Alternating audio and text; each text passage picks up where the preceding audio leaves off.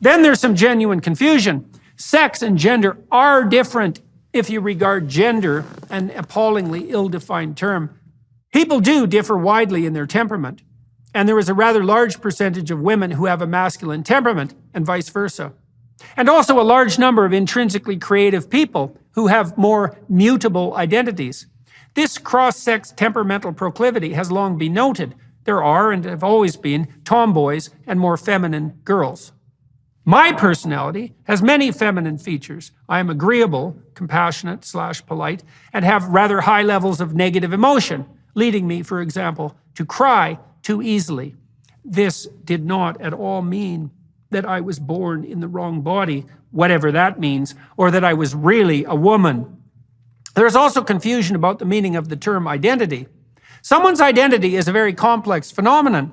Some of that identity is, by necessity, socially negotiated.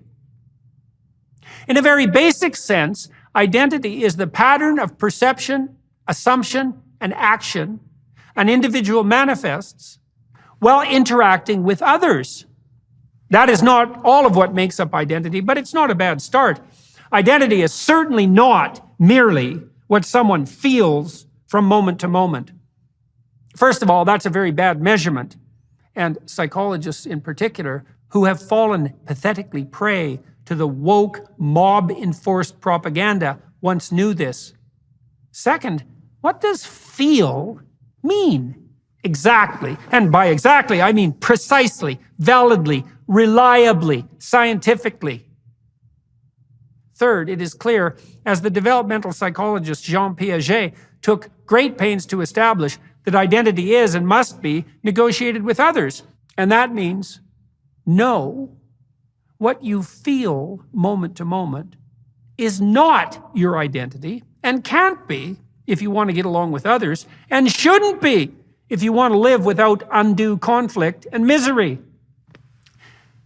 There are other reasons for our cowardice and mendacity and silence, but that's not a bad start. What should be done? Here's a concrete proposal. Are you listening, classic liberals? Are you listening, small c conservatives? How about legislation absolutely ensuring the right of transitioned minors to sue their counselors and physicians when they attain legal adulthood? And even more firmly, how about making the medical conversion of boys into girls and girls into boys illegal? We don't allow minors to get tattoos. They can't drink or drive or both. They can't vote. And plenty of them are confused enough and hurt enough and starved for attention enough to drift into the hands of the villainous woke propagandists to allow the butchers to cut off their breasts and their balls. We have already passed legislation in much of the Western world outlawing so-called conversion therapy, which was a pseudo-problem to begin with because it was virtually never happening except among more explicitly fundamentalist counselors who were sporadically attempting to remediate, is there a more politically correct word, homosexuality. I don't know if anyone noticed, but the most severe form of conversion therapy is precisely the double mastectomies, removal of ovaries, uteri, and testes, and hormonal transformation of hapless children. So now a counselor, or physician, or social worker risks his or her license, reputation, and livelihood if she or he dares talk to a minor about identity. But a butcher masquerading as a benevolent surgeon can castrate with impunity and be celebrated as a moral paragon. How about we stop doing this? It's wrong. Do I really have to say this? It's not just wrong. It's Auschwitz and Gulag level wrong. It's Nazi medical experiment level wrong. It's Unit 731 level wrong. And I'll put a trigger warning on that. Look up Unit 731 at your extreme peril, and I'm dead serious about that. I might also touch on something else in closing before offering my practical solutions. I've been asking for years, and it's a genuine question and difficult to answer with sufficient precision. I've often posed the question to moderate leftists, even to true liberals. When does the left go too far? The right goes too far when it becomes ethnocentric, nationalist, or racist. That was established, I would say, by William F. Buckley in the late 60s, and that is stuck. I personally believe that the left goes too far when it advocates for equity, or even uses the term, which is the damnable and impossible to attain and accusatory attempt to establish equality of outcome. But that seems to be too subtle a point for people, particularly on the left, to grasp. I say this without undue rancor. It certainly doesn't have the emotional weight, say, of objecting to lynching. The moderate Democrats with whom I have discussed this at length inevitably reject my suggestion. They, the radicals, just mean equality of opportunity. No, they don't. That's why, folks, they use a different word. But even if some radicals do mean only that, the system of ideas that animates them knows better.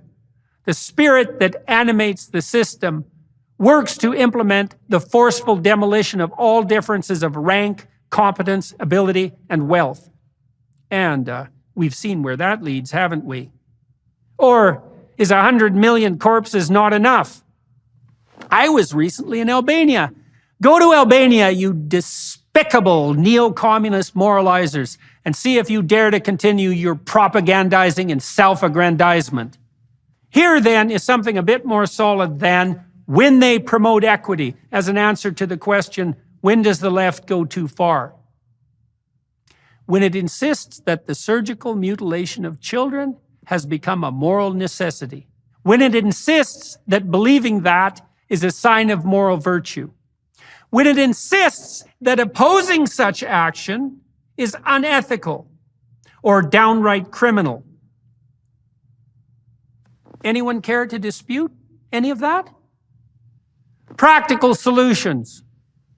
Psychologists, stop cowering in the woodwork.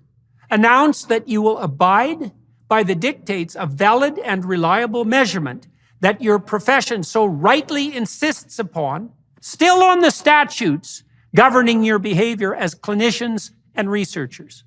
Drop your idiot and hypocritical adherence to this idiot and pathological notion of feeling.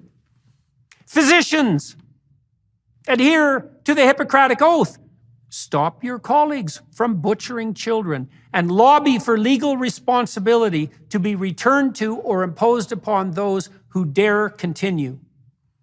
Political leaders, take the legislative steps necessary to ban the surgical conversion of children and restore to the clinical and counseling professions the right to ask questions about identity.